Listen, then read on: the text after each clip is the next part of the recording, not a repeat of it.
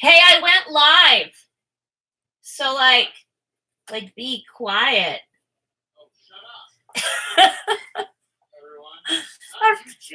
Oh, okay, not me. Oh, good evening. There wasn't anyone here a moment ago, and now there are 4 people. So, I am running this thing again tonight. Like the way I did last week, where it just is no formality, nothing like that, because I'm just trying to, get back into shit. So I like how I'm like, hey, you guys, I'm going live, and they're like, let's be as loud as possible. Oh my gosh, that's what's gonna happen tonight. A tiny box of wine. They make tiny boxes. Hello, everyone. Yes, hello, guys, and non-guys. I'm sorry, guys is a gendered thing, but it's like a Michigan thing, and it's a hard habit to break. Use guys. Okay, so yeah. Wait, are you on the phone with him right now? Have you already called in? Are you already calling in on the call-in, the unofficial call-in line? Nice. Hello. Okay, so the first thing, that's the puppy, and I don't know if you can hear when she barks, there's a squeak like a bed spring on the end of it. It's amazing. Mortimer's calling you. His phone is upstairs. He's gonna go get it. So anyway, today I went and I floated in a sensory deprivation tank, and it was so cool. I've always wanted to do it. I've always 100% wanted to just do that. And a friend of mine was like, well, then why don't we just go fucking do it? And I was like, oh my gosh, we will. So I went with my friend Molly, and it was incredible. If you've never been in one, I thought it was deep, like hot tub deep. It's not. It's only like this much water. That's it. But there's so much salt that you just float on top of it. You don't go into the water really. It's you just are sort of on top of it. And then because your body isn't getting any significant input, because there's no light, it's soundproof. The only sounds you really hear are the sounds your own body is making, which reminds me, I've got to get a refill on my inhaler. But it's because there's no input from your eyes or from outside sounds or anything. It's your body goes to sleep, but your brain is awake, but not in your control. And you're just in this weird state of your brain not being connected to your body. And it's very peaceful and wild. It was very, very cool. And I think it's the first time in my entire life that I wasn't completely overstimulated by the outside world. And it was just amazing. So I'm so glad that I did that. It was so cool. I highly recommend. I'm going to do it again, but it's kind of expensive. So it's $65. It was $65 today, but next time it would be $85 unless you buy a package of 3, which is $165, which brings the price down to $55 for an hour float time. But that'll be in the future, when I can afford it, as a treat to myself. This is not going to be I must go for my float every single week. But yeah, it was really cool. It dried the shit out of my skin though. His phone is upstairs. Hey, go get your phone. Oh, he's playing Minecraft with. He's playing Minecraft with Wednesday. He'll be there in a minute. He'll call you in a minute. What is going on? I'm relaying this stuff. So, no, they don't let you do that, Tammy, because I did ask about that. I asked if the package of 3 is, if they're transferable, and they were like, no, if you get the one that's 10 floats, which is I don't know, 400 something, then you can split them up. But I'm like, yeah, I don't have that kind of cash to throw down. But it was it was just the coolest experience I think I've ever had, other than it dries your body out completely. And I don't know, it was just weird. It was wild. It felt like being in the womb. In fact, like I would move like as I was laying in there, my body would like involuntarily move, like just suddenly jerk. And it reminded me of when when I was pregnant and the babies would like suddenly move or suddenly jerk. I'm like, now I know why they were doing that, you know? So it was pretty cool. Maybe look for on Craigslist for doppelgangers who always like also like to float. Yeah, I could probably give like my sister one and she could go in and be like, hi. Because my sister looks quite a bit like me. My kid could, but she looks like 11-year-old me. Okay, so tonight I have a few things. I have some readings I have to do right off the bat because friends have asked me for readings and I've been really busy and hadn't had time to do them. So I'm going to do them under an alias. And one of the things that I did this week is I fit a whole bunch of my decks in like one box. So they're like all here and I can get to them. All right. So I'm going to like try to figure out this one, like which deck kind of speaks to me to do this thing. I'm going to get really hardcore hippy dippy here on this one. I think it's going to be this one. I think it's going to be this, the Mystic Mondays one. Which decks do I own? Oh, I own so many. I have like just sitting here in this one box is like Everyday Witch, Deviant Moon, the Good Tarot, the Chrysalis Tarot. There's a classic tarot deck, the Mystic Mondays deck. I've got Wild Unknown. Because I've been reading tarot for years now, I have just so many decks. I started collecting them. So, Mugsy, what is going on? Tell him to calm the dogs down. Okay. Oh yeah, I gotta move my keyboard. I'm like, where's all my space? So the first reading that I'm going to do is for a friend who is getting we're gonna do it like she's already gotten the job, okay? And we're going to call her Belle. So she's Belle because she's looking about a job in a library. So we're gonna go ahead and imagine that this job is we've already got this job. So we're going to do a reading to see what are some things she needs to expect when she inevitably gets this job. We're manifesting. We're manifesting here. So what's going to happen for Belle?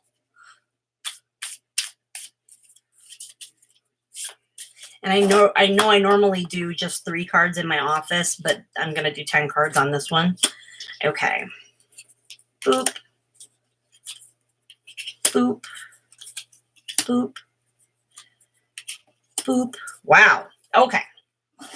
So, taking a look here.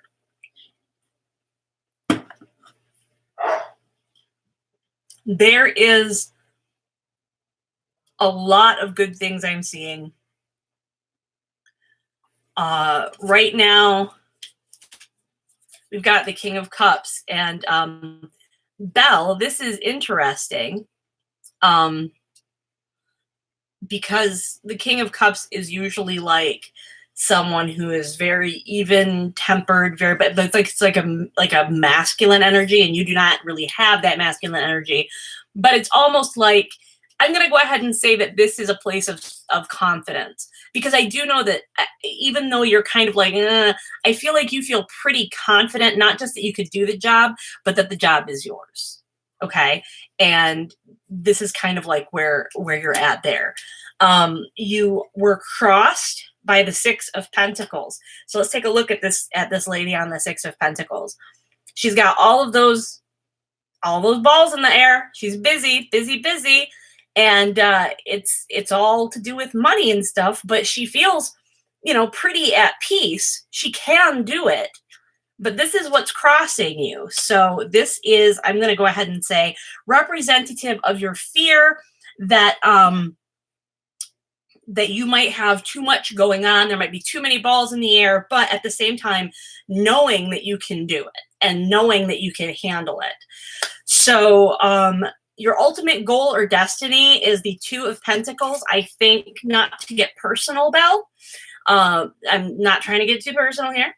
I think that you have some concerns about how much you contribute to the family income wise. I think that you have a little bit of a feeling of like, I'm not making enough money. There's too much pressure on my husband. There's too much, I should be doing more. And this is a way that I can be doing more. And I want to be on equal footing. And that's kind of what's making the job so important to you and why you're so kind of afraid of, what if it falls through or what if it doesn't happen? So this is very much themed around, it looks like how it's going to affect your relationship. This is your past, and it's the Lovers. So I'm like, that's kind of like a duh. Like, you have always had a very, like especially like in the distant past. Not when I say distant past, I don't mean like it's not happening anymore, but there's a very strong love, and it was a very strong connection, and always kind of has been. And even in rough times, it's like, look at, they're in the middle of the road. You guys can meet each other in the middle of the road on a lot of things, even if but I don't know if you used to make more money than your husband, and then now he makes more money than you. But this came up in like sort of what's going on, like in the recent past type thing. And this is you, or this is definitely representative of your husband. And actually in this deck, I call this the Neil Elwood card. I call it the Neil Elwood card. So it's the King of Pentacles. So it's very much a sign here that that your husband took on the role as like the major breadwinner. So as a result, here we've got the Six of Cups reversed. This is a really interesting card to me, okay? Because I've never seen an interpretation like this. And there's so much to work with on this card. I know it looks really simple, but there's so much to work with. Yeah, it's the Mystic Mondays deck. Sorry, I stopped paying attention on this side. I didn't mean to do that and like shut everybody out. It's just that these cards have like so much to see and look at. They're incredible. So what I'm seeing here, because it is the reversed, I'm going to look at it this way. I think that sometimes you have a hard time being a glass half full person. I think you try. I think you try to be positive about stuff, but you definitely hit a glass half empty thing. And I think that that's possibly, as I'm looking at this, also something that your partner struggles with. And so the two of you are really going to have to work on this and work through this to remember what was going on here. Like, there is going to be stress and it is going to affect stuff. I feel like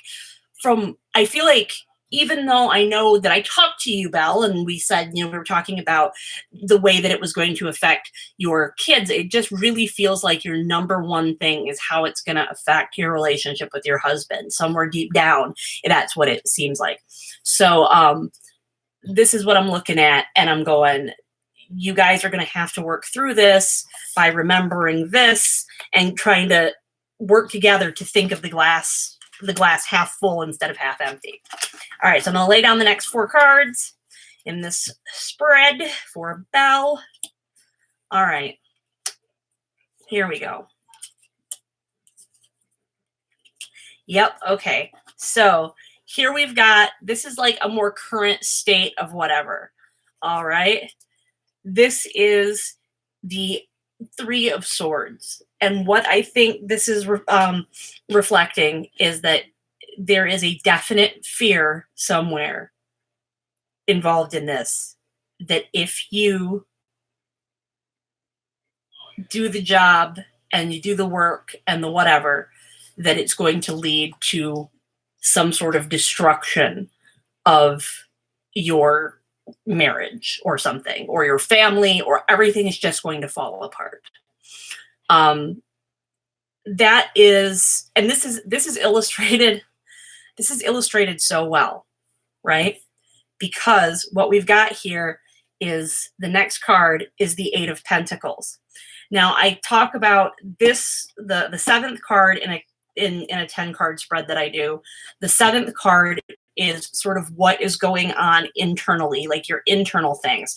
And then the next one is what's going on externally around you. So what's going on externally around you is you see all of these opportunities and all of these things that you could be doing, you know, work-wise. Like you could be working and you could be, and I think it's interesting that this is represented by an artist, and that there's all of these all of these different things going on up here for this particular card, because usually it's like a guy like making like coins and hanging them up, but to see that this one is like an artist making sort of all of these vastly different things and different experiences there, it just seems like everything in the universe is saying, yeah, no, this is what you can do. This is whatever. And you're like, no, but what if something, you know, bad happens relationship wise? I don't see that happening here. We've got the under your fears and stuff like that. The like what you like your fear of the outcome or whatever is the Queen of Wands. I always talk about wands as in my brain being intuition into action. Well, okay, the Queen of Wands reversed. There's also a fear of failure there, and what almost like what you're worried about, like how the failure would affect or not getting the job or getting the job and it not working out. Like it would reflect on you as like, I don't know if there's a pre-existing thing going on with you that you are, it's hard to put it into words. Like if there's a pre-existing thing that's going on with you where you really worry a lot about fulfilling the expectations of the people you love, and they don't find you falling short, but you find yourself falling short. And then this like being like your big fear is like, oh no, this is going to be another thing. So that's very interesting to me because that pops right out of left field in this reading. That being your fear, it's almost like you're afraid that if you can't do it or can't, or you don't get the job, or you do get the job and you don't pull everything off perfectly, that you're proving everybody right, but nobody really thinks that. The next card that comes up here is the Five of Cups, and it was the Five of Cups reversed, but here's an interesting thing about the card in this deck. There really isn't a reverse because it's all vertical. But when I look at it, and what I'm seeing here is, because I'm just taking it not off the official Five of Cups, like what usually, I'm reading it intuitively here. What I'm seeing here is that you need to find some kind of well, this is interesting. This makes me think of candle burning at both ends, for sure. So I think what this is kind of saying is that you are going to need to find some kind of, I know balance is such a woo-woo word, but you really are going to have to find some kind of balance, not in your work-home life, not in the money situation, not in anything like that, but like some sort of balance where you can like give yourself, you can give yourself room, or you can give yourself sort of like give yourself grace in things, which I say a lot, but this is definitely, I think you're just trying to get back to a time when you had a more active role in the income, and you're afraid that if you don't, things are going to go bad, but you're afraid that if you do, things are going to go bad. You just need to be able to stop being afraid and stop trying to get back to whatever you had going on before, and focus on the fact that, yeah, you can do all of this and you can absolutely handle all of this, is basically what this is saying. And it's just going to take, that little extra bit of work, but it's not catastrophic. I'm not seeing like catastrophe here. But I'm sorry if that got too personal, Belle, because I know that I don't know you really well, but that's what came up in the reading. Hello there, everybody that has joined in. I am just doing some readings for people that I had promised readings for. So, and then I'll go on. I'll do those, and then I will go on to the we'll just take some requests from the peanut gallery here. I'm drinking White Claw tonight because I am a classy bitch. I'm drinking White Claw because I'm a middle-aged white mom lady. Hello. Everybody has been like, hi, and I'm like, let me explain what I'm doing tonight. But yeah, that's what I'm doing tonight. Except for I know that this deck is not the deck I'm going to be using for this next person, because I know that she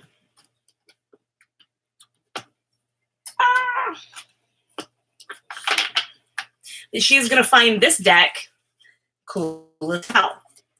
So yes, Pinky Up. There was like this song that I heard like years ago. I think it was on the Alice in Wonderland soundtrack when Tim Burton's Alice in Wonderland came out. And there was a song and one of the parts of it was elbows down, pinky up. That's the way we sip our cup. And now when I hear the actual song that was like parodying, I can't think of the real lyrics. Anyway.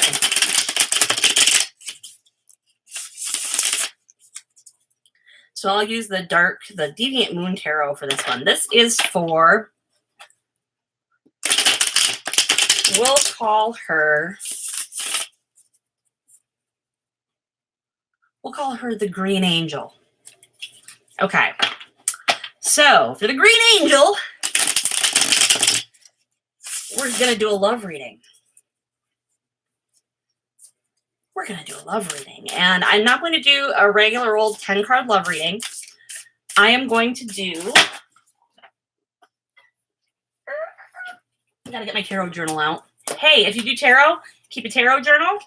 Not just to keep track of like what decks you have. And for people that had asked me what decks I have, that's the list. And like what decks you want. And then keeping track of like readings you do for yourself. And outcomes later, you can go back and go, what did this mean? But one of the biggest things that I like to use this for is I like to put spreads in it that I print on sticker paper. If I see a spread that I like on a website or on Pinterest, I print it out. So what I'm going to do is a Take Action Relationship Tarot spread from State of Wild Grace. And I'm going to do this, and it's a kind of a thing. So this is interesting. You're going to see me do a spread I don't usually do, so I'm going to have to refer to what each of the cards means.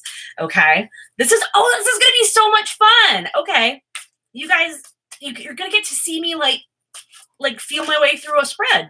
That's fantastic. I've done this a few times before, but I started working on it. I was going to offer it as one of my relationship spreads on Fiverr, back when I was still working on Fiverr and doing card readings on Fiverr. I was going to start like doing that. And so I think I had just started using it and I haven't used it since. And I think I only had 2 clients buy it. Anyway. So this is a Take Action Relationship spread for the Green Angel. And girl, I know what I would say. But I mind my own business now. I mind it all day. So much minding my business. All right. So let's take a look at the take action. Have I ever attended GR Pagan Pride? No, I have not. I have not attended Pagan Pride.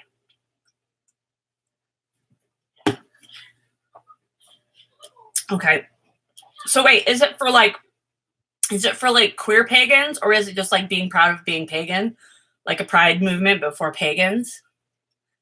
I don't know if witches count as pagans. I don't like worship really any gods. I just make sort of transactions with them. Let's see. So let's take a look at this. So number one, what you're bringing to the situation. Let's take a look.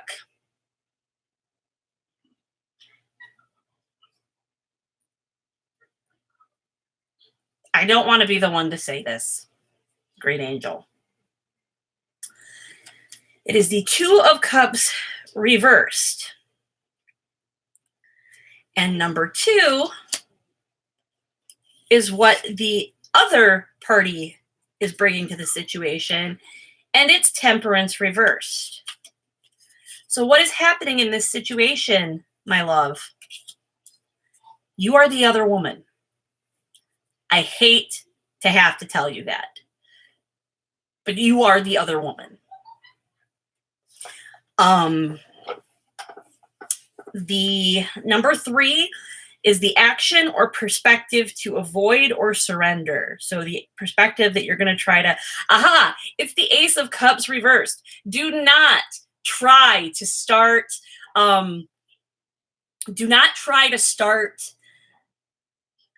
a reconciliation. That's what this is saying. This is to get rid of, the perspective to avoid the idea of a new emotional beginning with this person. It's not going to happen. Then number four here is the best course of action to take or perspective that needs to be developed.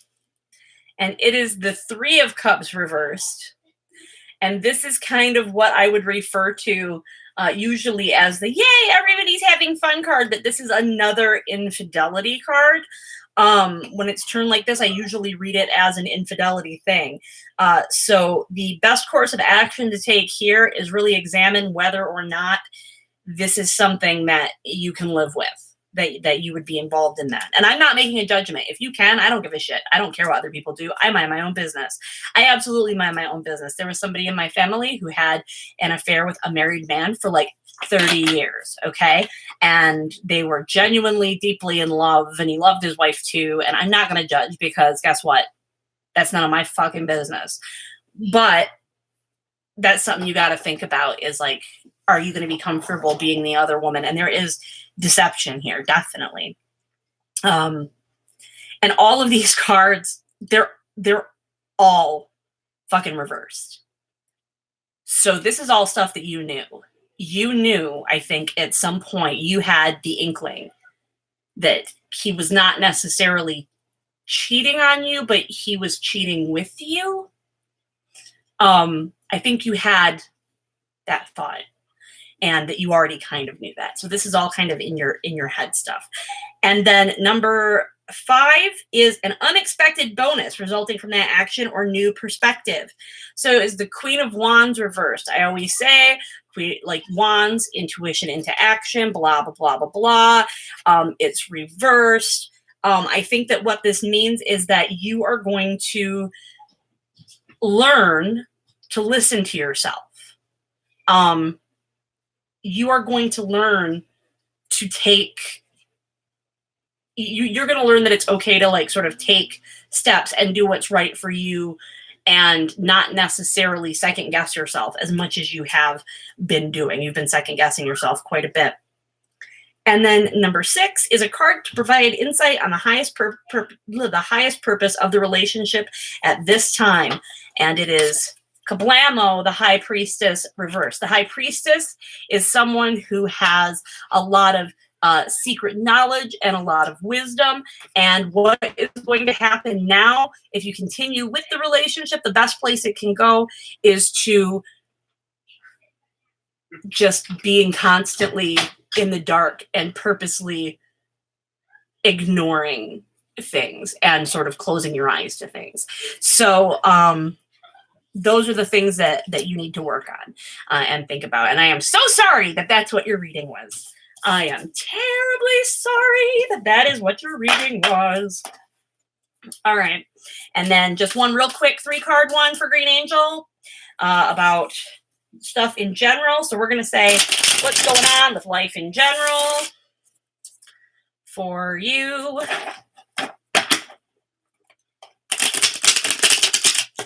3 cards. How about 3 cards for what you need to 3 cards with some helpful information about stuff that's coming up. That's it. 3 cards for helpful information, the stuff that's coming up. I just strained my pinky finger so hard that for a minute I thought I was having a heart attack. Okay. Things that are coming up that you need to think about for you. Alrighty then. I just burped. This is the Devil Reversed is all about like throwing off shackles and like conquering bad habits and things like that. This could be having to do with that relationship, or it could be having to do with, I don't know, like if you've got any other habits, like if you're smoking or drinking too much or something like that, that might be a sign that that's something to pay attention to. Either that or it's you got to deal with the other shit going on. You can't just sort of hide from it. You got to break free from it. We've also got the Queen of Pentacles, which shows you you have money, you have this, but look at all these little people around you. This is maybe saying that, yeah, you're going to be able to take care of the people around you and the people that you care about. You're going to be able to continue doing that. That's something that's important to you. I know that that's something that's important to you. So, I think you're also going to have, you're also going to be more careful about how open-handed you are. And then the last one, the Hermit, is you just need some goddamn time alone in peace and quiet without people bringing you their problems. You need to hang out a shingle that says, I can't deal with your problems right now. I got to deal with my own. So that's what's helpful for you to know coming up. So yeah, that's like, so thanks for bearing with me through that. It's like a half hour of readings for people that like you don't even know. But you know what I'll do? I'll come back, give you an update, and I'll say, hey, whether or not that reading resonated with them or not. So I can put that back now. Blah, blah, blah. I'm wearing a t-shirt that is like a little too small, so it's like rolling up. All right, let me chug this down. Let's get to it. Let's get to it, ladies and gentlemen.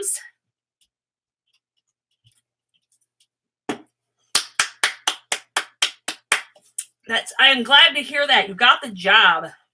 That's awesome. I don't remember if that's what I told you was going to happen. So if I was wrong, I'm glad I was wrong. Kind of like for people to have a job. Yes, I'm getting white girl wasted. I am getting white girl wasted. Okay. So, what do we want to... I'm not drunk on this drunk tarot. Drink. Oh, I'm sorry. I have to drink. That's my job right now. I've been informed that I must drink. And here I go. Again on my own. I don't know. The puppy is acting up. Joseph, to hurry up and finish the White Claw. Why? Are you going to use the can for arts and crafts or something? Jesus. Okay. So I'm going to bust out this witchy tarot, the tarot of the everyday witch thing. And you guys are going to tell me something that y'all think we should look into. What should we look into? Should we spy on anybody? Should we check into anything? We want the hot gossip. Do we want it to be like sleazy celebrity thing or celebrity psychic thing? Let me tell you something that pisses me off. And I think I've made videos about this before. If I haven't made videos, I've at least made angry Facebook posts. I can't fucking stand. I can't fucking stand that little guy, that little blonde kid who goes around to celebrities and they're like, and he's like, okay, I'm getting somebody coming through. Like he did like the Arquettes and he's like, okay, I'm getting a sense that somebody died. I should hope so. You're a medium. It was, I think it's like a sister. Well, of course, everybody fucking knows that their sister died. Everybody. It was like all over the news. And like he like has all of these like revelations that like you can find on fucking Wikipedia, and people fall for it every time. That kid's a fraud. Okay. So let's see. Spy on the Orange Fucktard. There's scandals. Let's spy on Jen Aniston and Brad Pitt. Yes, we'll do that. And you know what? People get so mad about that. They're like, just leave them alone. But you know what? It's a fun topic. It's a fun topic. We don't know these people. They're not going to see my YouTube video in which I speculate on them. We'll never know the answers. This is a fun one to do. No pressure. All right. 3. Oh, I should spy on that kid. All right. Hey, Anastasia, what's happening? So we're going to eavesdrop on Jennifer Aniston and Brad Pitt. What's going on? 3 cards with Jennifer Aniston and Brad Pitt. Is something salacious going on. Well, it doesn't have to make any sense to you, Ornament. It's just fun. It's just fun. Okay. Here we go.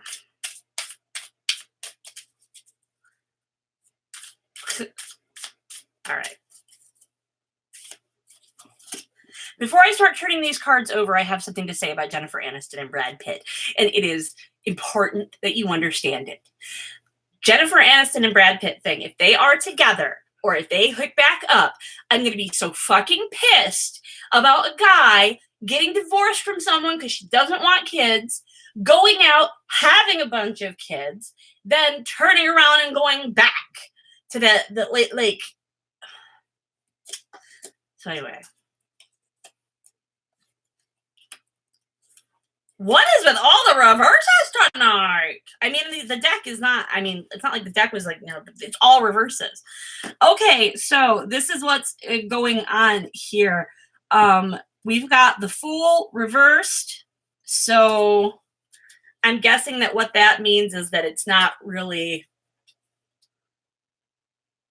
like there's some big thing happening and there's like, this is the start to a great story. It's just sort of stagnant. The 5 of Pentacles reversed is kind of like, yeah, we're kind of scrounging for things. People are kind of scrounging for stuff. And then the 2 of Wands, which I really love in this one here. But I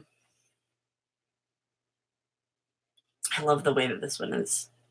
It kind of reminds me of Doctor Who a little bit. Anyway, when he's in the confessional. So, yeah, I think that the 2 of Wands reversed is kind of saying like, hey, there's more important shit going on. Mind your own business. We got told off. It's not our business.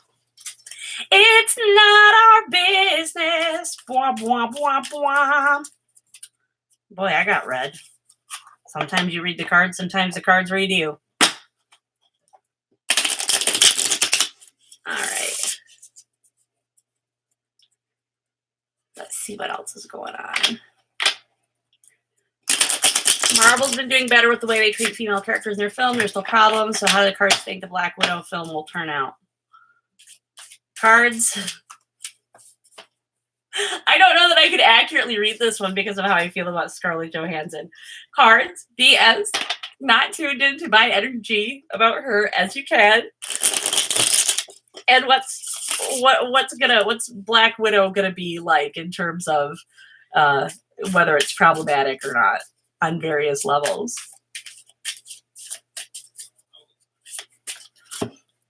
All right. They are all reversed. What is going on? Okay. Oh my God. Have all the cards been reversed tonight?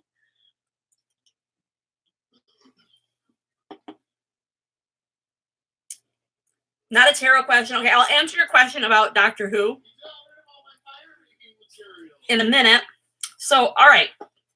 The first card that's here is the Knight of Pentacles reversed. That tells me that they probably invested a lot into something that's not really gonna notice that this is the Quidditch card. It's not really going to get off the ground. That sounds terrible. It sounds like I'm saying this is going to flop. It'll probably make money and stuff like that, but I don't think it's going to be the biggest. I don't think it's going to be like the blockbuster breakout hit of the franchise the way that Captain Marvel was. Ace of Cups, it's probably not that. I think is indicating it's not really going to bring anything new to the characters in terms of emotional depth or anything like that. She's still just sort of going to be Black Widow, like just sort of, you know. And then the 10 of Wands reversed suggests that an end is near for a long slog. So maybe this is going to be like the last hurrah for the character in the universe, or maybe we're not going to see more from Black Widow. It doesn't say a lot about things being problematic. It just kind of seems like it's saying it's going to be like a subpar movie. Like it's going to be more of a Doctor Strange than a Thor Ragnarok. You know, do you know what I mean? All right. So,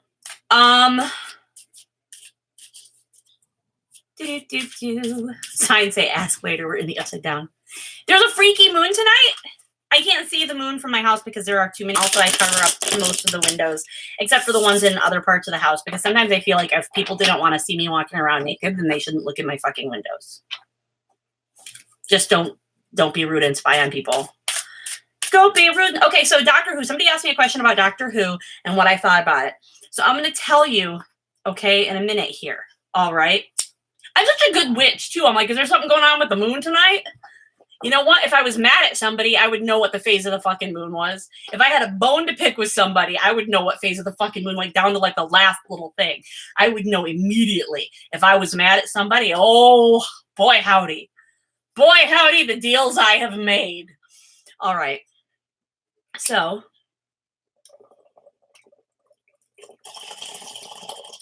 moon is usually red. Bad. All right. So, Doctor Who this season, while I smoke some weed, I am so fucking pumped about Doctor Who this season. And if you want spoilers, if you don't want spoilers, here's what I'm going to do. I am going to tell you to turn your sound down, not right now, but just hit mute, okay? And then when it's safe to turn it back on, I'm going to go like that, okay? So, that's what's going to happen, okay? Like that, I'll go like this, and that means it's safe. So in 3, 2, 1, hit your mute. Okay, 3, 2, 1, hit your mute. So now that you've hit your mute, hopefully, if you don't want to hear this, the whole thing with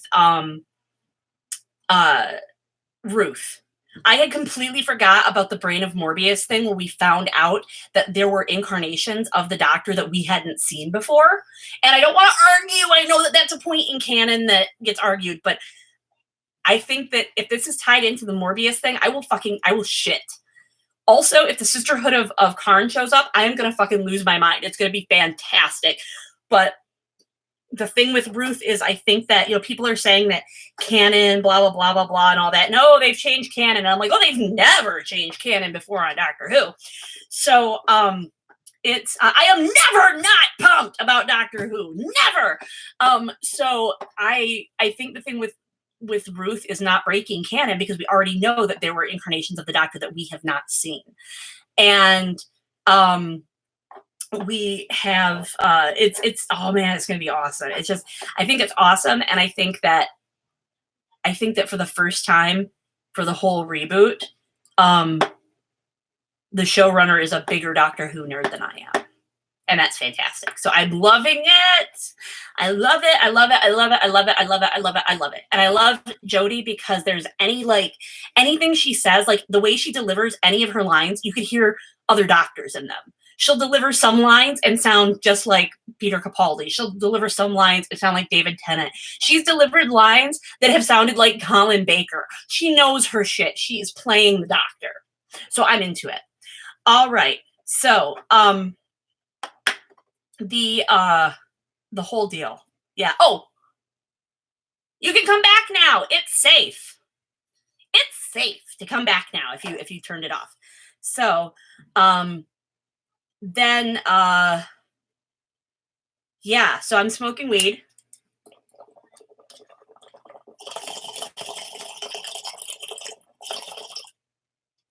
All right. Oh, I know! The odds, that was fucking wild! Okay, so here we go. Let's go back up and look, because there were some more questions. I'm scrolling up, baby. Spy on that kid.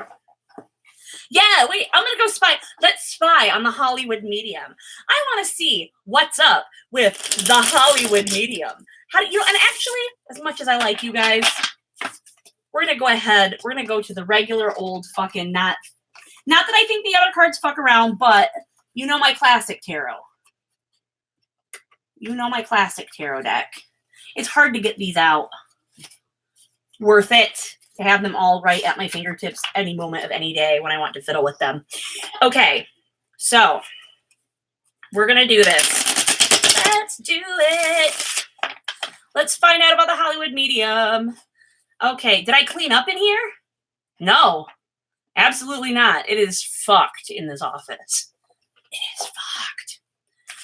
All right. Ow! Here we go.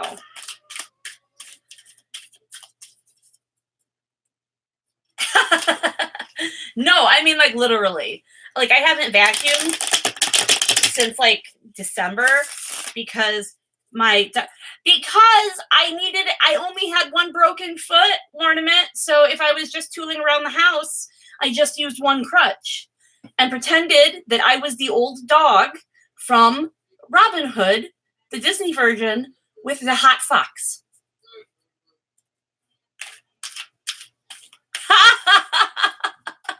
We only get one crutch.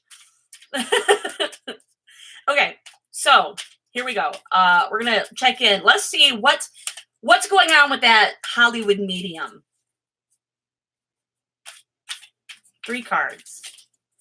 What's going on? Here we go.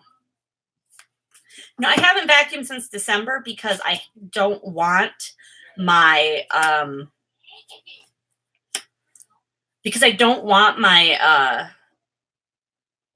my dog died, and I'm not ready to vacuum the floor because he used to lay down there and there's like a lot of hair. I know that sounds gross that I want to just keep, but just I'll do it, in time. But right now I don't want to. I did get the tarot for writers. Yeah.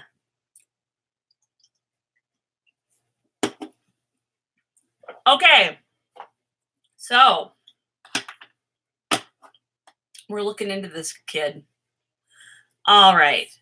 Here's the magician. And I don't know. Maybe that means he has powers. Maybe that means he's just deceitful. I think it's deceitful if it's turned like that. So maybe there's really something there. Maybe he really does have some sort of thing. But 2 of Cups reversed, that indicates like a broken partnership. It indicates like a and then there's the Devil reversed, which indicates letting go of something or whatever. I don't know what the fuck is going on with this kid, but I really didn't want to hear that maybe he's gone down a bad path due to like heartbreak or disenchantment, and then like fucking got some problems and shit. So, I mean, he's a scam, but maybe he's a scam for like other reasons. Maybe that's what it's saying. Yeah, that's like what I'm thinking. I'm like, maybe he is set up somehow. The first thing that I thought of is like, I wonder if his parents are divorced. Like if his, like easier to, has a gift, but it's easier to scam people. Yeah, like maybe like I was like reading that, I was like maybe there's, I just keep coming back to like maybe his parents are divorced or something and it fucked him up, and he was using his gift or whatever, or his success to,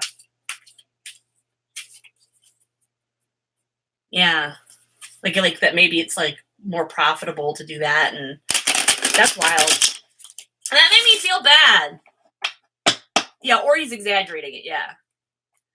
which I don't get. Like, by the way, like if I like, because every once in a while I do mediumship readings, but they are not like your great grandmother says hello. Like, I legitimately one time had somebody say that like they didn't want to, like they were like, no, not today. It's my day off. I'm like, are you kidding me? And then like I had another one where like somebody wanted a mediumship reading for like her thing, and I don't charge people for those. Where I was like, I am not a serial killer. I have lovely skin. Well, it's bad resolution is what's going on.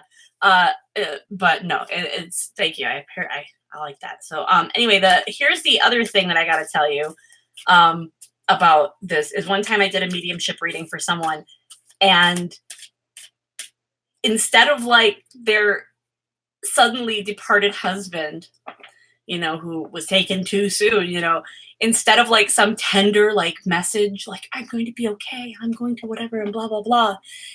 He had learned some fact that day and he wanted to tell her about it and like tell her to look it up and like research it because it was so cool. And I was like, I don't want to disappoint you. And she like was like, that is 100% him. She's like, that's the kind of thing that, you know, that he would think was important. So it's just kind of funny. It was just like some of the things. So then I see like the Long Island medium, and she's like, well, you're going to need to bring something that was special to the deceased. And so then I'll be like, oh, here's my dad's like box of fishing flies that he hand tied himself, that every year he went to Montana to fly fish and blah, blah, blah. And then this woman, this Teresa Caputo, will be like, okay, I'm getting that your dad really loved the outdoors. And it's like, well, fucking fishing flies. And she like cold reads people so hard. It's ridiculous. It's ridiculous. Anyway. Don't spend money on mediums. Don't. I'm just saying. Like a real one, fine. But don't give your money to the ones on TV. They don't know shit. Can you get on the reading list? Like what, for a mediumship thing? Or do you want it to be like what? Like get a reading like tonight thing? Or I don't know. Like you can tell me. All right. So what was the other thing that we were going to do? I'm rolling back up. I'm rolling it up. So we did that. We did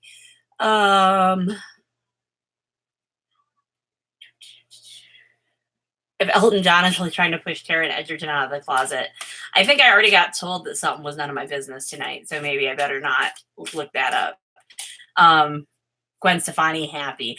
I hope she is, but I think that the cards were pretty clear that I'm not supposed to be doing that shit tonight. And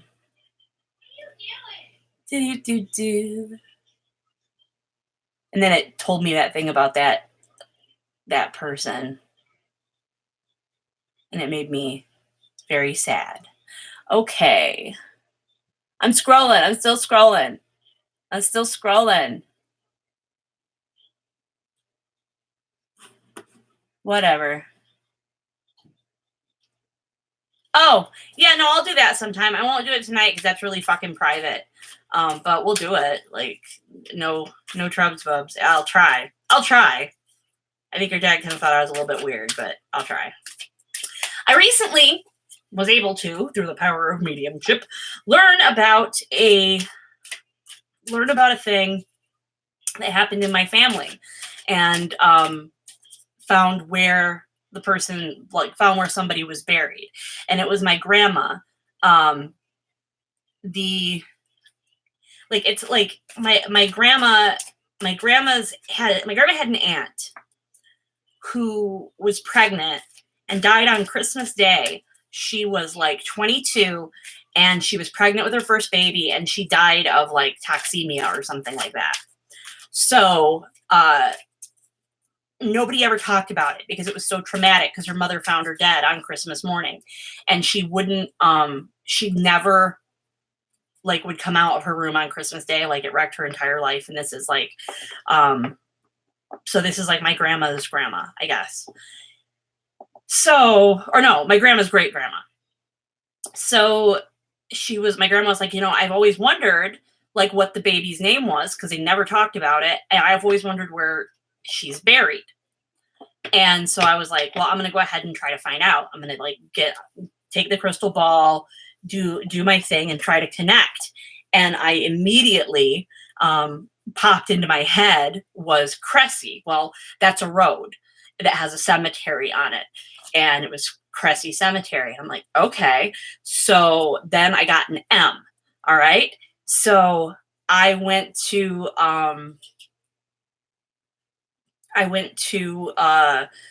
the Find a Grave and I put in the name of the relative to see if the baby was buried in the same spot. I thought, whatever. And I found that buried in her plot was an infant with just the date of birth, no date of death, just the date of birth. And his name was Maurice, which is a weird name. If I had gotten Maurice, I would have just discounted it completely. So we were able to find that. And it was just a matter of plugging into that mediumship thing. So anyway, hopefully that was an interesting story. Anyway, what I'm going to do really quick, I'll do your love life one, Tammy, but I'm going to do ambiguous intent. I'm going to do a reading for cookies or cake. So top row is what's going to happen if you make cookies. And the bottom row is what's going to happen if you make cake. Wouldn't it be terrible if we found like one of them was like death in the tower? Like, don't make the cookies. Okay, cookies or cake. Cookies or cake. Here we go. This is the cookies.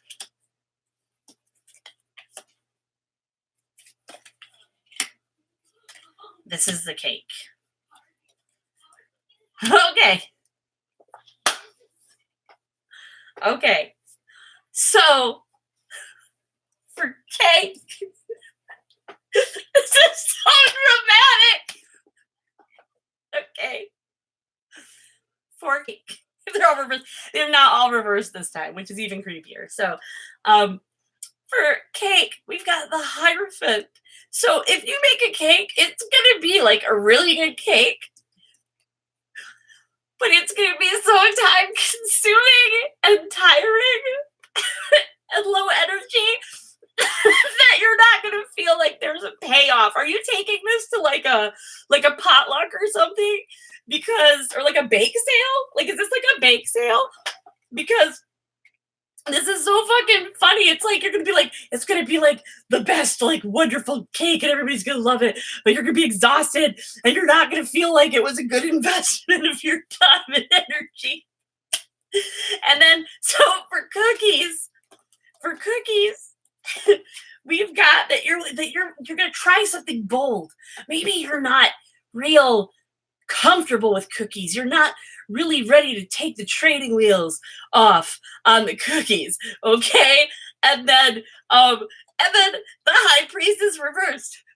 So you maybe the cookies are too ambitious. Maybe you're gonna stumble along the way, okay? But the point is that you're gonna feel like you made a wiser investment of your time if you go with the cookies. So I think it's pretty clear that the cookies are the winner here. Oh my God. I'm dying. That was so dramatic. I'm glad that death didn't come up or something like that. I mean, but you would want to know if somebody's going to choke on the cookies. All right.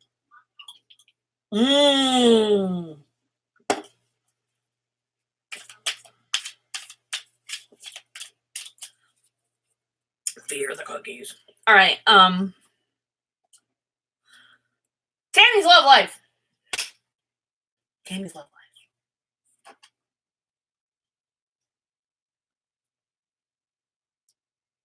All right. Witches.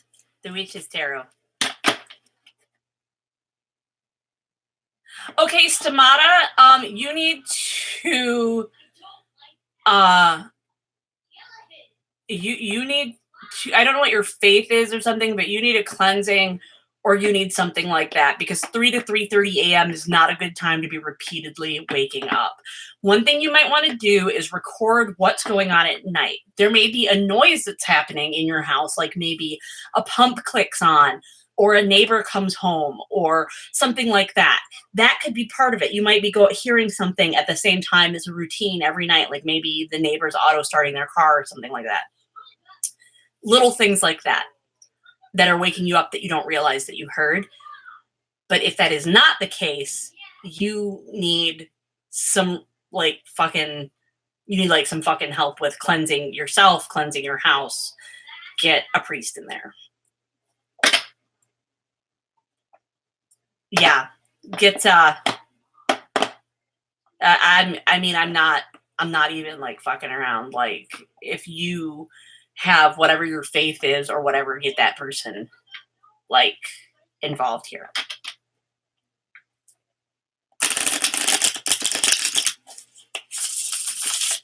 Traditionally, if you're waking up around 3 a.m., between 3 and 3:30, that is that could be a sign of a demonic presence. Do you know how I know that? Because I went to Catholic school. And they scare the shit out of you with that shit. Yeah, so anyway, let's take a look at Tammy and her whole deal. Don't communicate with any spirits in your house. If you see spirits in your house, specifically if you see children spirits, don't engage. Yeah. All right, so here we go.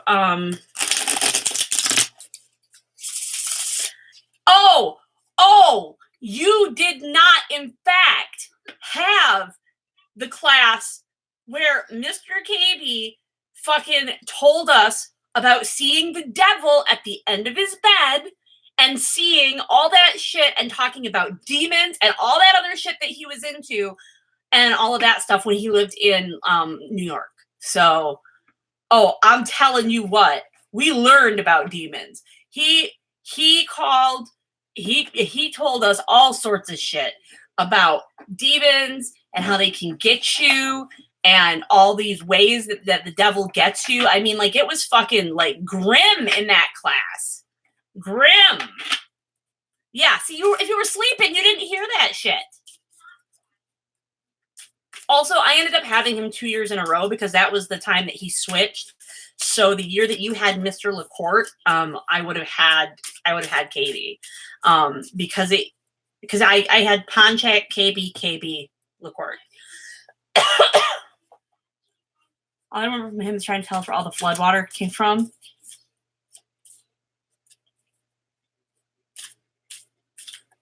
Jokes on demons. I don't go to bed till 4. Nice nuts to this. Yeah, also, Michael the Archangel, that's another thing that I learned in that class because of demons. I learned that you can solicit the help of the Archangel Michael, whether or not you're Catholic and whether or not you want to, it really depends. It really just depends on what Catholic school and apparently what teacher you have. This teacher was a convert. Converts are a lot more into it.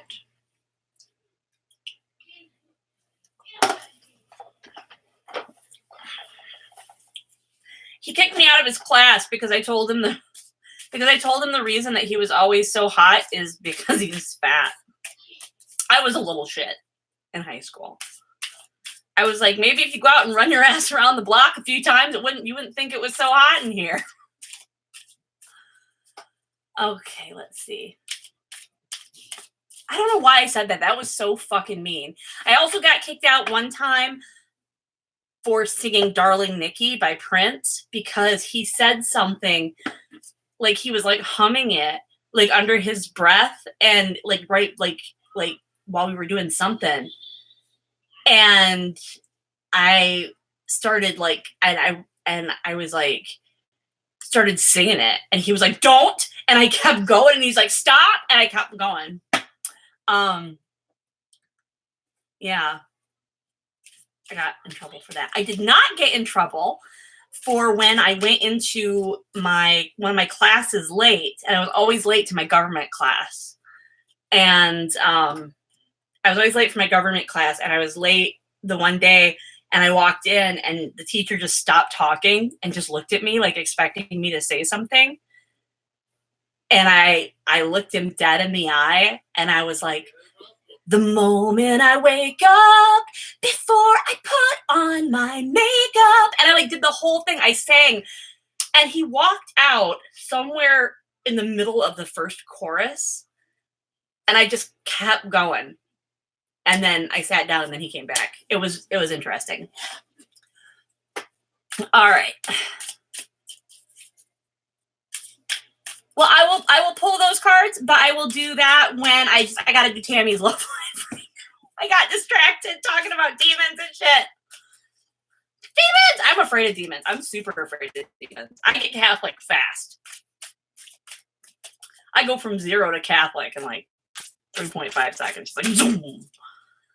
My flavor of White Claw that I'm drinking right now is black cherry. When I'm finished with this, I'll be moving on to a raspberry.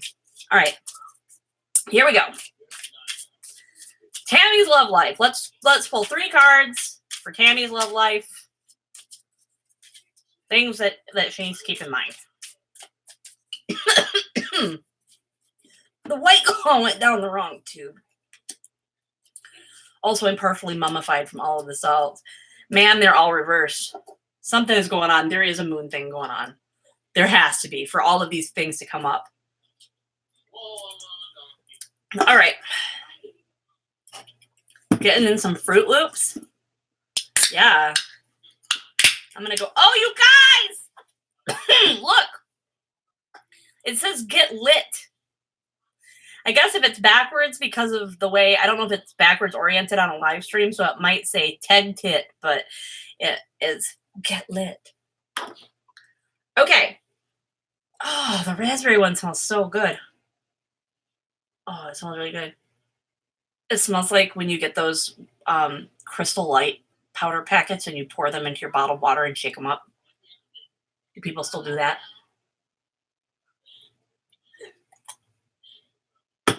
All right. Got the Emperor reversed. And the Empress reversed. Followed by the Tower reversed. I think that what it's saying right here is that you need to maybe, I'm not being bossy. Do what you want, okay? But I think this is saying you need to not worry about your love life right now. You need to avert some other disaster. There's something else that you need to be working on. That's not my business. I'm just reading it. Huh. Okay. So, by the way, if you're interested in hearing more about being Catholic, you can check out on my channel. I have a video of the top 5 Catholic fears, Catholic kid fears. No, the one that should be on there isn't quite on there, but it's not on there. So I think that maybe it's just we all accepted that it was a possibility that we were going to get touched.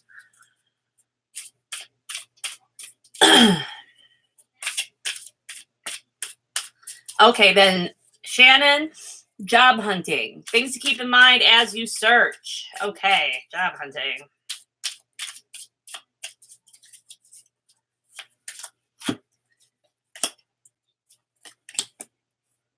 Okay. All right, you're reading tough love from the cards. But I feel like a lot of times when I read you specifically, Shannon, what you get is tough love.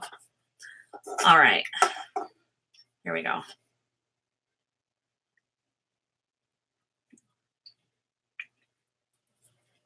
So the first thing is justice reversed.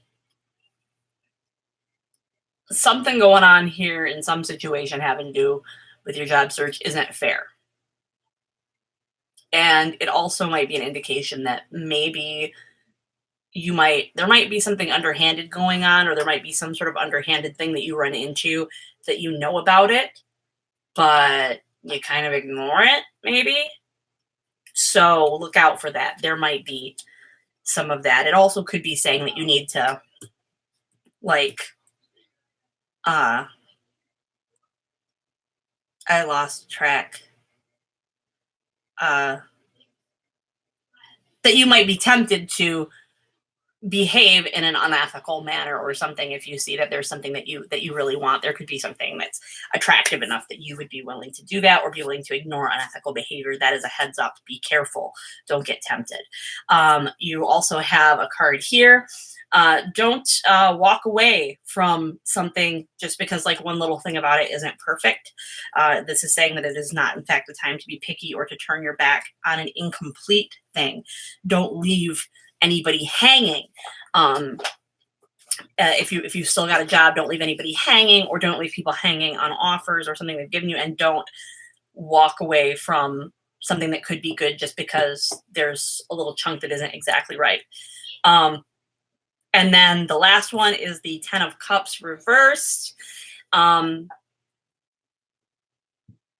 You're going to run into some. You are going to run into the question. You're going to run into the thing of, do we want to hire this person, or will they suddenly want a family and get pregnant and not want to be a part of whatever anymore? So you are going to actually you're going to run into that attitude. And I think,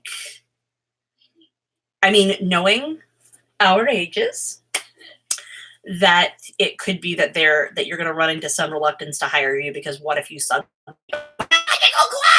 like run away? So those are some things. Anyway, so that's the story right there on that one. So there was the job hunting thing. If there's time, I'd love to know if there's anything I should know about the upcoming year with regard to my writing career in particular. So Isabel, what's going on with Isabel's writing career? These are not the cards that are going to do the talking to me right now on this. This is like a totally new thing for me, by the way, that I am able to do this. Like, I usually just used to use one thing and just suddenly it was like, oh, hey, I could use a whole bunch.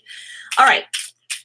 So Isabel wants to know what's going on with her writing career. Here we go.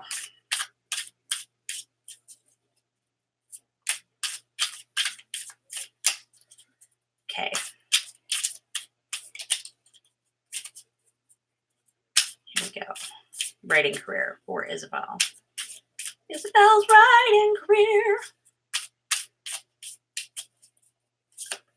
So, like, let's frame this because it's a little bit scattered.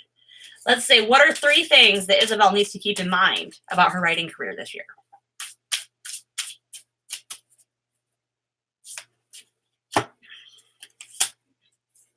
Ooh, Isabel, are you going to write? I'm asking this. Are you going to write about dirty billionaires? I'm going to wait for the answer on this one. I'm going to wait. I'm going to smoke, and I'm going to wait for Isabel to tell me whether or not there's writing about dirty billionaires.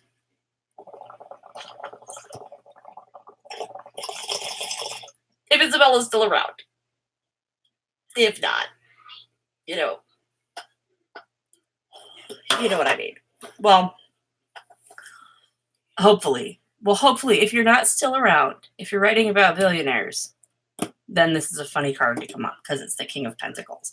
Here are the things you're going to need to keep in mind on this. You are going to need to approach things. I'm getting bored of Dirty Billionaires too, Tammy, but I have to keep the Boss series going just because people really like it and I don't want to disappoint them just because I'm bored. I don't want to walk away. I'm not bored, but I'm finding it harder to justify writing about billionaires. I'm having a really hard, like I'm getting Sophie's mindset of like, why is this okay to be a billionaire? Why is this happening? So I'm going to keep writing it, sort of like a family, like soap opera drama for as long as people want to keep reading it. But yeah, it's kind of like, I'm kind of like, it's making me think differently. So you're not thinking about billionaires. So then what this is saying is that you need to conduct yourself like the guy in here. You need to be a land shark about your dealings. And by the way, these are all upright. So like you're one of the few tonight that have gotten all upright. So that means that most of the things that are here are that you need to be doing in an external way. These are not things you need to work on internally. These are things that you probably already know, but you need to put into action. You need to look more at the business side, that sort of thing. So then the sun is your next card. I think this is a very good sign. The sun is really, honest to God, I feel like the most positive card in the entire deck. I really do feel like it's the most positive card in the entire deck. So here is the sun. All right. And I think this is telling you that, first of all, things are going to be sort of positive. You're going to feel really good about the work that you do this year. So that's exciting. Okay. And your writing this year is going to be fun. I don't know necessarily profitable, because I mean, I am seeing this guy, but this is saying what you need to start doing. And then we've got the Princess of Cups. Oh, she's so cool, which is, like the Page of Cups. But it's a really cool card.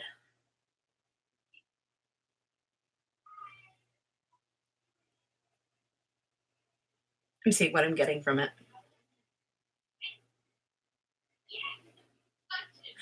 You are, I think this is a sign that there's going to be a surprise, that something unexpected. You're going to receive some sort of unexpected insight. Like this year is going to be a big year of learning.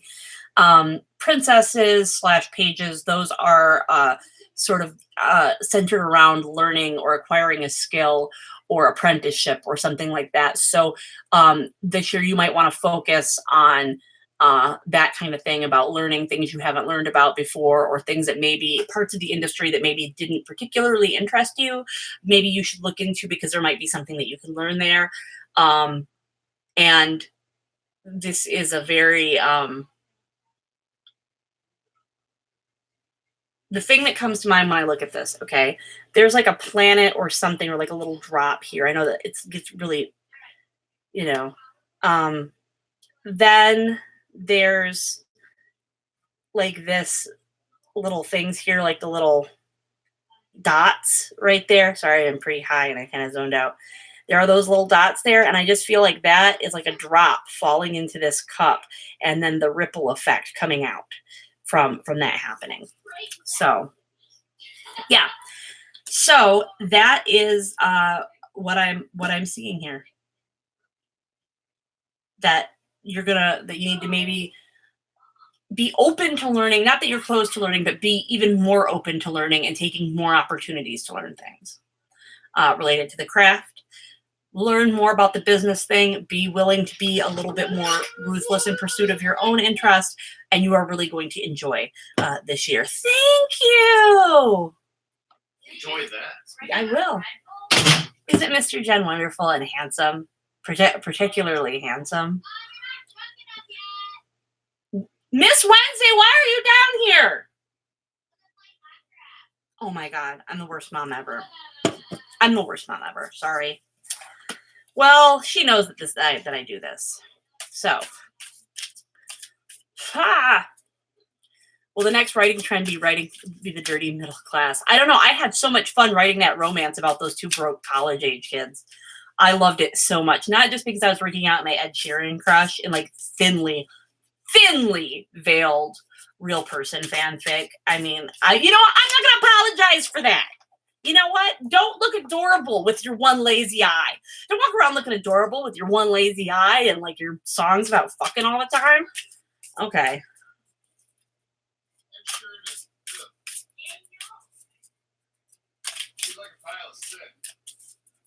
He's not like a pile of sick. You're just jealous because I keep his Funko Pop in my bedroom.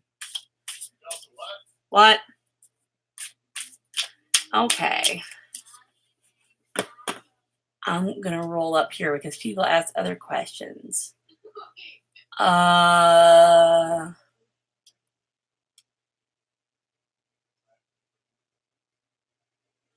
So that was the career one. And where should you visit once you get better? I don't know. I'm not sure that's something that I can answer here. Maybe if I get out the Ouija board. Oh! Where should you visit once you get better? Let's take a look in our old friend. Let's take a look in our old friend.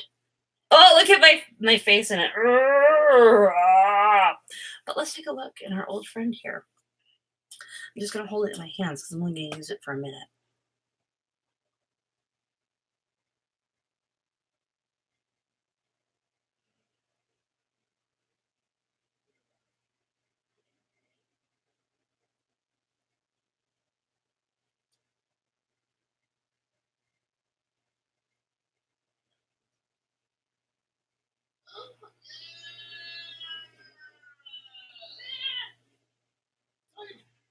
Okay.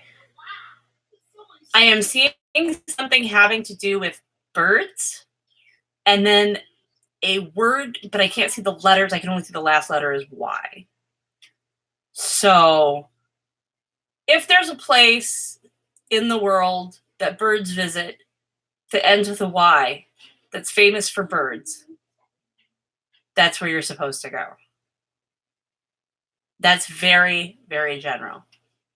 But that is what happened when I looked. I told you, it doesn't get specific. Anybody that can tell you a solid fucking answer.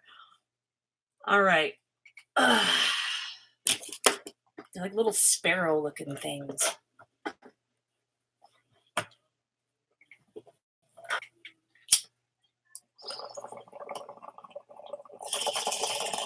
These look like little, like fucking chickadee type birds, like little sparrows or something. Like little, they were like parrots. So, but there's a Y at the end. Capistron. Those are swallows, not sparrows. Those look completely different. I think. I don't know. You'd have to ask Mr. Jen because he's the bird man. He feeds them and the obese squirrels in our yard. Okay. So we looked at that, and then somebody asked, I'm scrolling up, been dealing with health issues this past year, starting to worry about that managing them is going to be a lifetime thing. Do the cards have anything to say about that? Or maybe you have some advice. Okay, health issues this past year, starting to worry about managing. How about this? Rather than ask, is this going to be forever? Okay. Instead of going, is this going to live? Is this going to be a thing forever? What we're going to say is, goddamn, I got to tell you something. Keeping in mind who this is coming from, you are all fucking nerds. Because up here, we're talking about help, I'm being repressed. And then down there, they couldn't grip the husk. Okay. So anyway, here we go. We're going to ask things that you can do to deal with your illness and stuff. Or things to keep in mind as you go through these health challenges that will make it easier for you and help you live your best life as you go through these health challenges.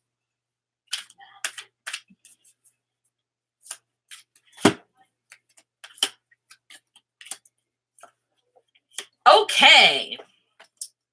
This is actually kind of the advice I would have given you anyway, but it's like, it'll make more sense and be less high coming from the card. Good night! Ornament! Ornament has been my best friend since like forever and ever. He's like, I call him my pseudo brother. Quasi brother. I like whip his ass at Rummy all the time. One time I completely whooped his ass at Rummy.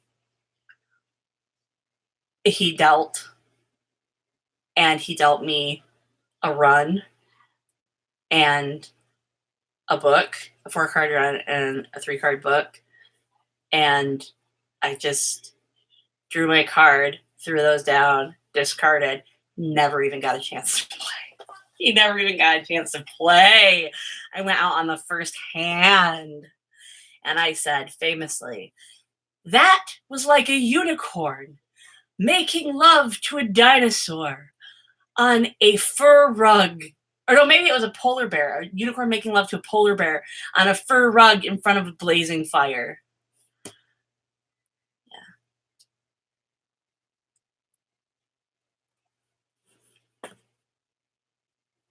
All right, let's take a look. If Jesus from Leo will be back, or if I should move on and work together. No, thank you. Okay, I'm gonna yes, I will get to that one next. I'm gonna do this one right now. Okay. So the first thing for things to know to get through your health problems is, or to deal with your health problems, Two of Wands. Okay. I'm going to point out on this guy, he's always like, he's holding the world and then he's looking out at it. And there's like a macro and a micro. Okay. This is asking you and telling you to just not focus on all of the, I thought you were going to say the sparrow thing, not Jack Sparrow. I thought you meant just because there are so many little fucking sparrows and chickadees and shit that hop around Disney World looking for crumbs. Okay. Anyway, here we go. You are going to need to, instead of looking at this from a micro perspective, instead of looking at this from every little tiny needle picking it apart thing, you need to look out at the broader picture. You need to worry sort of less about when I get to the other side of this or when this is over, I am going to, and more like, okay, let's look at what's happening in the long term here and accept that it might be much bigger than I thought, and learn how to conceptualize and learn how to not just be completely focused on my own little world. So the next one, Five of Swords reversed. Five of Swords like this is like the one that I always say is that these people are like walking away and leaving this person to pick up the pieces. Yours was reversed, okay? So what I'm thinking here is that it's telling you that you should not be willing anymore to pick up pieces for other people. This is something that you're going to need to learn to say no. You may be very solicitous when people need help. You would be willing to step in, expend a lot of emotional energy. This is saying that no, they need to come back and pick up their own swords. And the last one, Judgment. You need to not worry about, oh, go have a good time with games. You need to like sort of like not fucking worry about whether or not you're doing this right, or whether or not you're being sick right. You're let go of that part. This is almost all of the advice that I would have given to you, except for it was in a much better thing than me being like, you just need to learn to be like, fuck everyone and put yourself first and fucking, because that's not helpful, because I tell people to do that and I can't fucking do that. Like, I take a nap and I feel guilty about it for days, but I sleep all the fucking time. Ever since I had that mental breakdown, I sleep all the fucking time. All right. So we have PGV saying, if Jesus from Leo will be back, or if, oh wait, is that Jesus or is it Jesus? Sorry, because I saw that you said you're from Argentina. So is that Jesus? Sorry about that. I just, we were talking about being Catholic earlier. I see if I should move on. We work together now. Thank you. Okay. Let's, actually, I'm going to go ahead and use, no, I'm going to use these. Okay. So this sounds like it's a thing about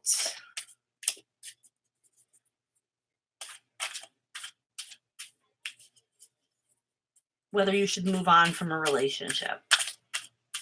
So we're going to do 3 cards, and we're going to do this 3 cards, past, present, future. We're going to look at what the relationship looked like in the past in the first card, what it looks like presently, and then what it could be in the future. And then that will let you make the decision.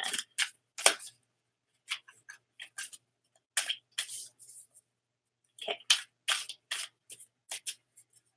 So what it was like in the past, what it is right now, and what it could be in the future. And then you can make the decision whether or not you want to wait around. Okay, here we go.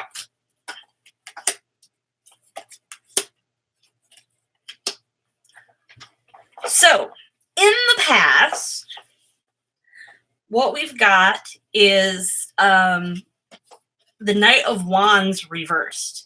I always say that Wands is intuition into action. And so in this case, it would have been like, yeah, like I think that this is going to be good, so I'm going to go do it. It feels like maybe there was uncertainty at the beginning of the relationship as to how to progress or what was going on, or maybe there wasn't great communication, so you guys didn't both get on the same page, or you didn't both know what direction you were going in.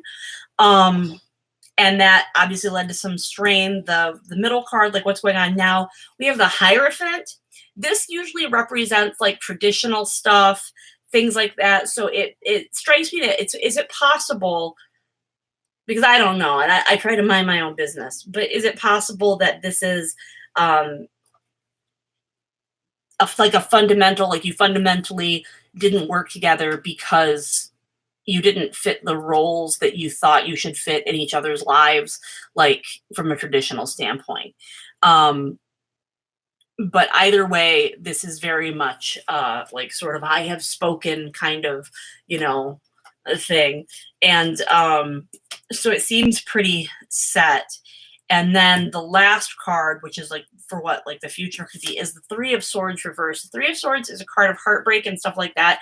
So you would think, oh, if it's reversed, it should really refer to, not having heartbreak and healing and blah, blah, blah, blah.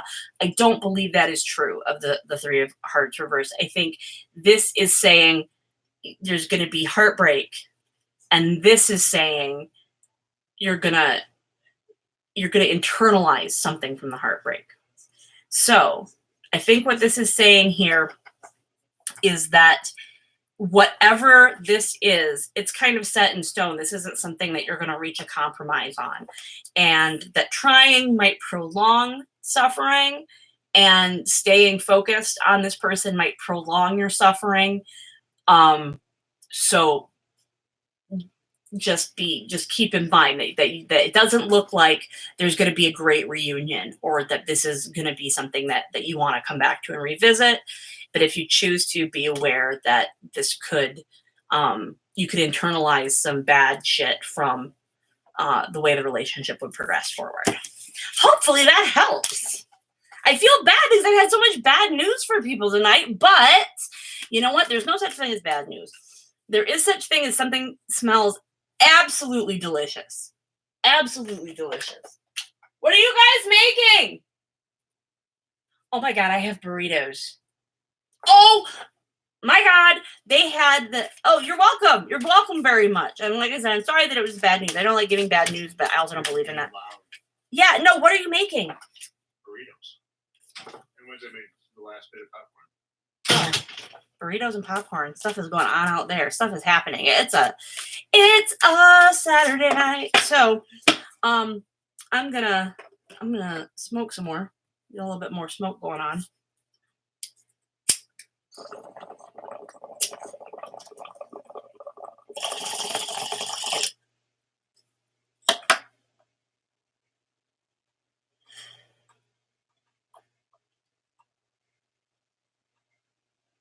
I'm trying to think of a place that ends with Y. It has something to do with birds. I don't think you can go to the Canary Islands. I think, aren't those like, you can't go there because of the wildlife or something? Or is that Galapagos? I'm pretty high. I am going. Let's to this. That was funny. Oh my God! You gotta hear the funniest joke. The funniest joke. What was it called? What was the joke? It made me laugh really, really fucking hard. Oh, okay. All right. Why does the pencil stink? Why does the pencil stink? Okay. Why did the pencil stink? Because it was a number 2.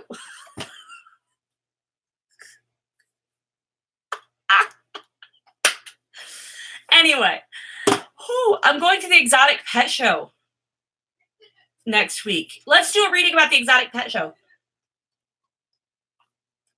Why can't you get your ass into urine, right?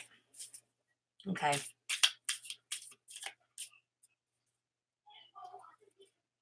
I don't know where did he keep his armies.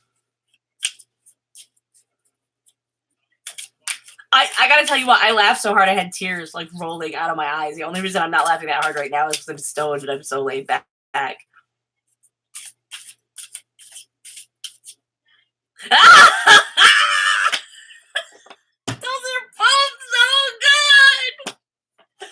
Those are so funny. You can ask Alexa to tell you a joke, and they're all like that. I absolutely. She only had one dud today. She only had one dud. Okay, so actually, I'm gonna pull one card for you, Tammy, to say why you can't get your ass in gear for writing. Give her some tough love.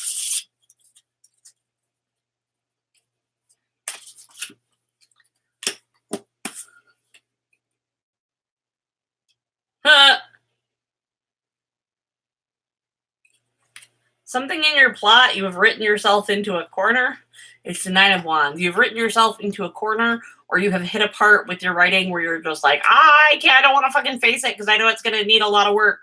So you know that whatever project you're working on was gonna, the thing is that you know that whatever you're working on, you know that there's a problem in it that you have to fix. It's going to require a lot of work, and so you don't want to go back to it. That's what's going on. That's a pretty card. Okay. So, one, if you're working on several, the Nine of Wands could also mean that you feel like it's coming at you from all sides. But what I really get is that you're overwhelmed by the idea of the amount of work you're going to have to put in, either on one or on whichever ones you're blocked on. You're like, oh my gosh, I know how to fix this, and I know what I'm doing, and I know what I have to do, but I'm overwhelmed. So do Pomodoro. I do that. I do 15-minute writing sprints where I just sit down and I write for 15 minutes. I don't think about anything else. I don't edit anything. If I can't think of a word that I want to use, I just put like brackets. Oh, hey, I'm not going to go try to look up what that character's name was 3 chapters ago. So, that works really well. IDK, I don't know right now if it's a good idea to go to somebody's to go right now because I feel like people don't come back from that. I just bit my tongue. Okay. So what was I gonna do? I was gonna do a reading about the exotic pet show. So No. Yeah. I'm going to the exotic pet show. Okay, so this is what I want, right? I'm going to get rats. I'm gonna go get some rats. Okay, I'm gonna get rats, and then I'm gonna look at jumping spiders too. I really want a jumping spider. All right. It's like the 15th. It's in Kalamazoo, and it's the 15th. So I'm gonna go and look at some exotic pets. Also, sometimes there's an alligator there. I've been there before. And there's prairie dogs. Do not get a prairie dog. Okay. I'm really worried that I'm going to go in there with those plans and come out of there with a fucking alligator and a tarantula and a fucking prairie dog and a monkey. And I'll be like, shit, I forgot the rats. Okay. Oh, probably at the Expo Center. Yeah. Okay. Oh, by the way, I'll be at the Expo Center in Kalamazoo at the pet show if you want to come murder me. I will not hesitate to throw a whole fucking bucket of spiders on your ass.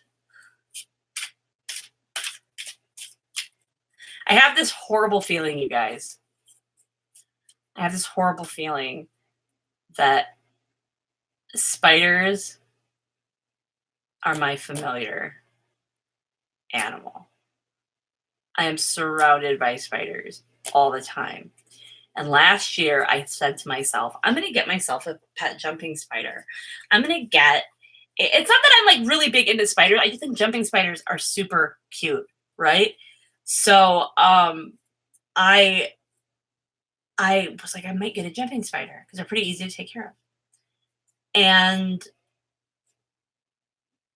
I kept thinking, okay, in September, I'm going to do that. In September. So like September 2nd or 3rd, I brought an envelope in from outside and I put it on my desk back here. And all of a sudden, this little fucking teensy weensy about the size of my thumbnail, black jumping spider crawled up off of the thing. And he hung out in my office for like 3 months. And then it got cold. And so I assume he went somewhere else. So it was really cool. I was like, I don't know if I manifested a pet jumping spider. I haven't seen him in a long time. So like I said, he's probably like in the wall sleeping or something. But I was like, that was wild. And then I was like, oh my gosh, when I was on mushrooms, I had tons of visions of spiders. I saw like a spider in the window. I saw like a big spider, like telling me to come here, and all that shit. And so like, I'm like, ah, shit. Because I mean, like but now I'm not really afraid of them either. So, I'm not really like all that afraid of them anymore. I used to be really afraid of spiders, but like there was a spider in my car the other day and it was like making a web and I was like driving and in the past I've gotten into a car accident before because a spider dropped down from behind the thing and I slammed into the car in front of me at a stoplight. I jerked my foot off the wheel. But now like there was like a spider and it was like making a web between my arm and the thing and I'm just like driving and I'm like, dude, I gotta get out of the car. You're like wasting your fucking time. And then he like stopped. And I'm like, can I talk to spiders? Is that what's happening? I talk to spiders in my house all the time. So yeah. Well, weavers and crafters, it makes sense. If it's weavers and crafters, then I mean I write, so maybe it's about that. So let's ask about the exotic pet show. Let's ask about the exotic pet show. 3 things to know about the exotic pet show.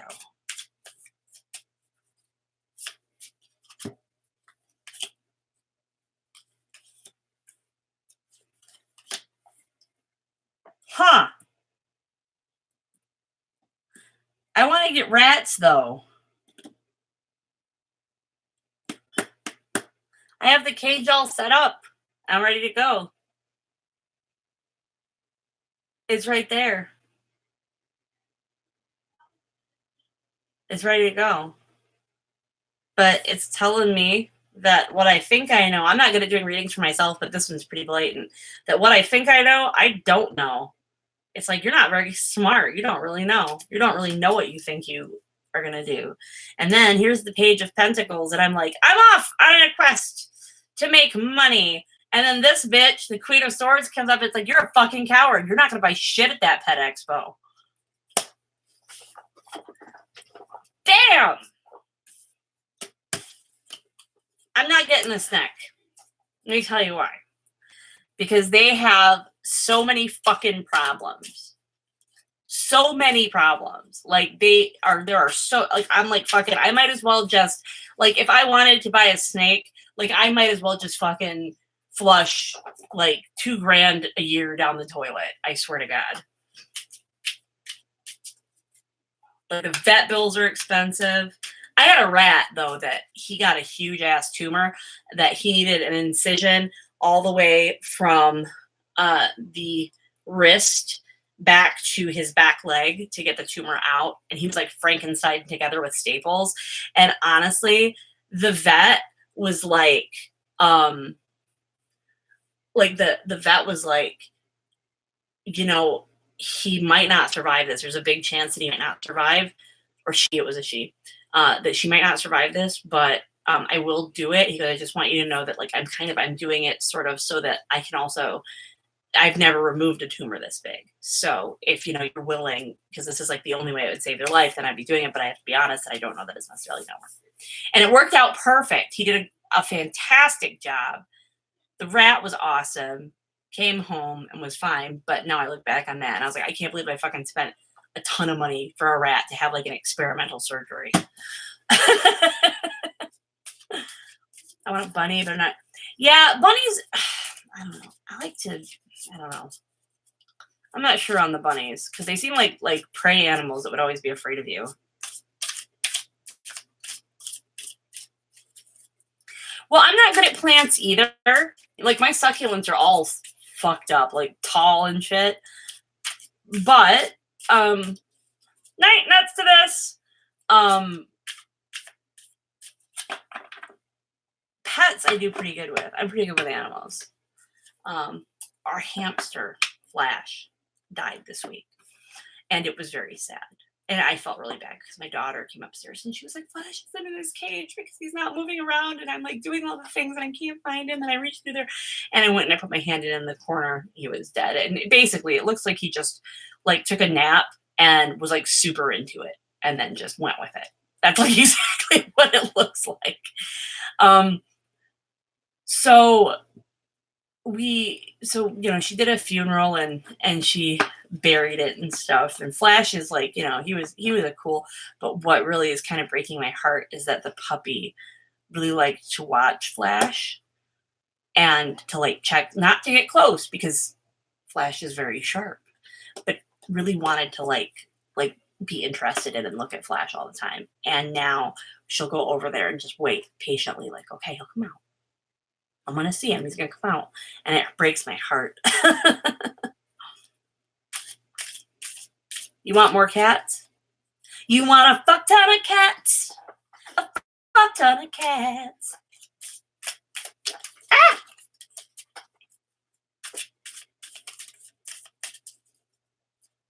All right. I'm just shuffling. Every day I'm shuffling. Everybody's like, I had rats and all that stuff. Man, I am really sure, like, I don't know. I'm pretty sure that if I had a bigger house or I won the lottery, I would just be like Dr. fucking Doolittle. I want birds so bad. Mr. Jen is afraid of birds. He says he's not afraid of birds, but he feeds the birds outside and he likes to watch them. But I think he's afraid of parrot-type birds because he just does not want me to have a bird. He's like, what if it bonds with you and then they attack you and they attack me all the time because they're jealous of me? And I was like, it's probably going to happen. I'm cool as shit. I don't know what to tell you. Sorry. Getting a fucking bird. I want to get a bird. I want to get like a parrot or something or a cockatiel or I want to get a parrot. I want to get a parrot and teach it to say things. I don't know. I just, I want to get a parrot. That's his story. Man, I'm pretty high and I'm pretty drunk. What can be scared to death? Parrots? Or we've talked about a whole bunch of stuff in here. I think a lot of animals can be scared to death. I have like some. I'm a person who I've had a lot of pets, not like in a negligent way, but like I had an iguana for a while that was adopted from a part of an animal fighting ring. And her name was Kaiser Soze.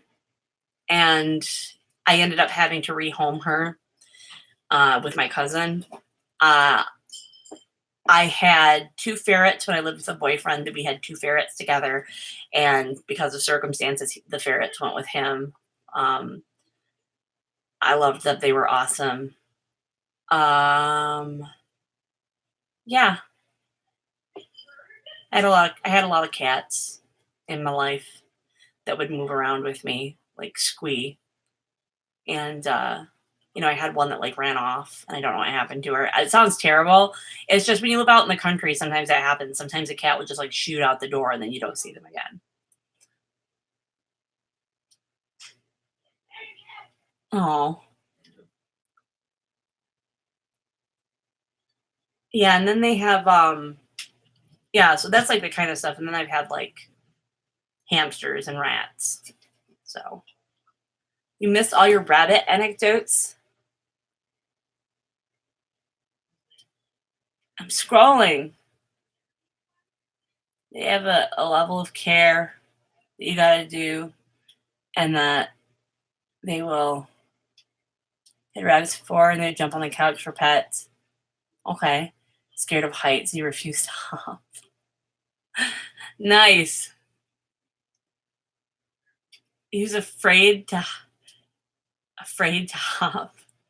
Yeah, I feel bad like the whole like having to rehome, but like I had a weird experience after I got out of high school. Like I was on my own like the second I got out of high school. So I wasn't always in stable housing situations.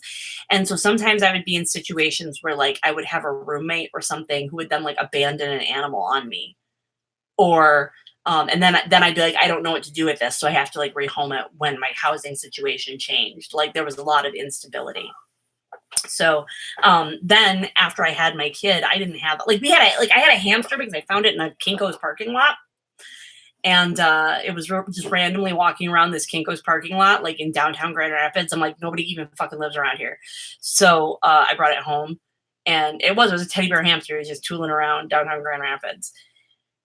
And so that was like the only pet I had. I had hamsters. I had that, and then I had a dwarf hamster named Ripley for a while, but I didn't get like a cat or anything until we moved back to my hometown. And then we got a dog first, and then we got a cat. And then after that, I'm like, okay, well now we've got like just a shit ton of dogs, but we're more stable. Like we're in a more stable situation. But what? What you said? What? Oh my god! What do you mean? What? Oh my god! What did I do? What's wrong? What did I do wrong? Womp womp womp. I don't know, but my cat had kittens, and she got out. She was too small for the anesthesia to be spayed, and we're like, shit. So this teensy tiny little cat got out while we were in Disney World. Actually, here's a secret. She got out when Mortimer was cat sitting her. He's not on here anymore, so I can say that. Oh, the wandering hamster. I see. I forgot I told that story. But yeah, so she got pregnant and she had 5 kittens. And everybody's like, she's going to go off on her own and have the kittens, and you probably won't know until you go looking for her. And instead, she went into labor, and she like came out to me and was like, wow, wow, wow, and like wanted me to follow her, like desperately got me to follow her. And then I had to sit next to her while she had her kittens, and if I tried to move, she would bite me. And then finally, when she had like 4 of them, I think it was she had 4 of them, and then she started like eating all that gross shit that came out, and I was like, nope. I was like, you're on your own. You are on your own here.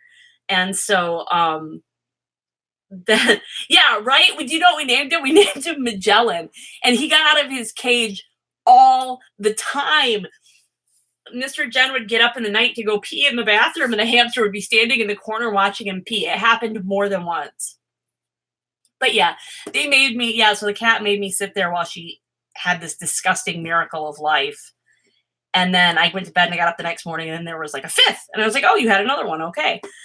So then she just like didn't really, like, she got tired of fucking taking care of them. And so our British Springer Spaniel had to take care of them. The kittens, and he was like terrified of them. Like he didn't want to be around them. Like he was like so delicate and gentle around them, but he was like constant state of anxiety. Like, I'm gonna hurt these kittens. I'm gonna hurt these kittens. And he didn't, and they loved him. But we had 2 that were a bonded pair that it worked out really good. We had the oldest one, the odd man out. He did not bond with the other ones at all. So he went to my friend Jill. His name was Maglio. They were all named after the Detroit Tigers at first. Then we had then there were 2 that bonded. There was a bonded pair and then another bonded pair. So we kept one bonded pair and we adopted the other 2 out. The bonded pair that Oh, gross! She gave birth in your lap? That is disgusting. Yeah, my cat's water broke in my lap. She got up and there was like this streak of like wetness, and I was like, oh man. Yeah. My cat decided to have her kittens in a 4-year-old's bedroom closet. Like that, yeah, that's a fucking great idea. Like I kind of get the thing. I think in her mind, like this is where that kid is, so I'll have my kids here. Like this is the room where that happens, where the children go. Like it makes sense to me. Like if I were trying to figure out why she picked that location, I don't know. I'll have to ask her. But yeah, that was wild. And so we kept and then the two that we ended up keeping, we named Fred and George, and Fred died. So then wait, a grossly over dramatized book, but don't reveal he's a hamster, just run with it from the first person perspective. Thank you. It's actually growing out, Jassy. I had it cut really short. I was playing an androgynous character in The Wizard of Oz this summer. I was in a production of The Wizard of Oz, and I was cast as the Emerald City Guard. The ha ha ha ho ho ho merry old land of Oz song. That guy. And I was like, that's a horse of a different color. Well, I was cast in that role with they them pronouns, and so I cut my hair really short, like for a really kind of cool androgynous look. Anyway, now it's growing out though, because it was very, very short. And now it's sort of growing out, and it's gotten to the stage where it's getting to the part of my hair where my hair curls. So who knows what's going to happen. Anyway, this has just evolved into me talking about, I was doing tarot at one point, was I not? Oh, I started talking about pets. And then we all started talking about pets. And now we're talking about pets and talking about pets. So I've been on here for almost 2 hours, and I think that it is time to go and get fucking railed. I'm gonna be honest. I'm you know what? I'm not gonna pretend like what's gonna happen when I get out of here and go to bed. We're not even gonna like fuck her. I'm not gonna be like, hey, coy about it. Nope. I put my cards away wrong, but I don't care. So, oh, I should get a burrito. Okay, I'm gonna go get a burrito. And then no joke. One time I ate pizza while I was having sex. Because I was like, I am so hungry. I was like, this is gross, but also I don't give a shit. It's kind of like when I used to be a cigarette smoker, and I would smoke a cigarette while I was taking a crap. But the reason I did it was because it was just the most relaxing part of my day. When I took a crap, I smoked a cigarette while I was doing it. It was just how it happened. I sure can pump when I'm full of ham.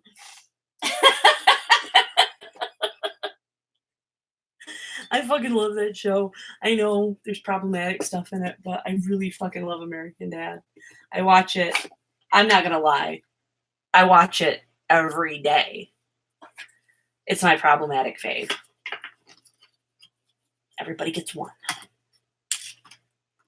All right. So here I go. Oh, poor Olivia. Poor Olivia. I'm going to bed. Yeah, I'm Roger all the way, Tammy. Roger is my soulmate. Roger is connected to me on a deep. That fucking episode where Stan is like, you don't deserve to be on that cross, you lazy, wine-loving bisexual. And Mr. Jen just looked at me at the line, lazy, wine-loving bisexual. Anyway. Good night. And yeah, I'll see you. Hopefully next week we can do this again. That'd be fucking. Oh, no, I think next week is the night before Tech Sunday. There ain't no fucking way I'm going to get lit up and then go do Tech Sunday for Chicago. This is a hard show. It's hard.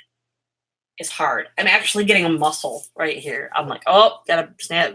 Yeah. Wait, el pero es mi corazón. Okay, I'll stop talking about American Dad. We'll have to have American Dad chat sometime, all right? Bye.